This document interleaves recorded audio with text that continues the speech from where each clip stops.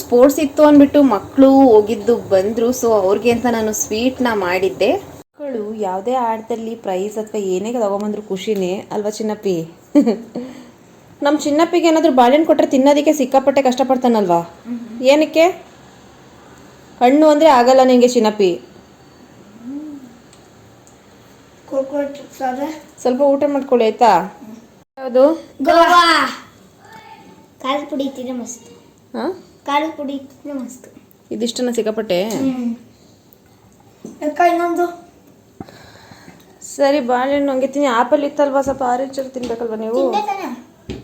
ತಗೊಬಂದ್ರು ಚಿನ್ನಪ್ಪಿ, ಫಸ್ಟೇ ಹಾಕೊಂಡು ಕುತ್ಕೊಬಿಡ್ತೀವಿ. ಏನಕ್ಕೆ ಸುಮ್ಮನೆ ಇರ್ತೀಯ ಸ್ವಲ್ಪ? ನೋಡ್ಬಾ, ಇದಂದ್ರೆ ಕ್ಯಾನ್ಸಲ್. ಜಲ್ದಿ ನೋಡ್ತೀಯ ಅಂದ್ರೆ ನೋಡ್ಬಾ.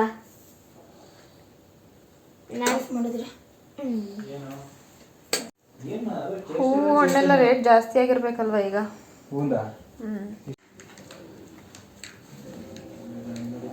ಇದನ್ನ ಟೆಸ್ಟ್ ಮಾಡೋಣ. ಎರಡು ದೊಡ್ಡದಲ್ವಾ ಇದು? ಇದನ್ನ ಟೆಸ್ಟ್ ಮಾಡೋಣ. ಮನೆಗೆ ಫುಲ್ ಅದಕ್ಕ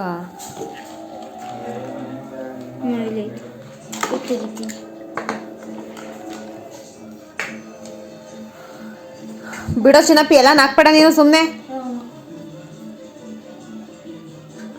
ಪ್ರತಿದಿನ ಇದೊಂದು ಮಾಡ್ತಾರೆ, ಕೆಳಗಡೆ ಆಟ ಆಡ್ಕೊ ಬರೋದು. ನಮಗೆ ಇಷ್ಟ ಅಂತ ಅಂದ್ಬಿಟ್ಟು ಇವರು ಈ ಮಹಾಭಾರತ ಹಾಕೊಂಡು ಕುತ್ಕೊಳ್ಳೋದು.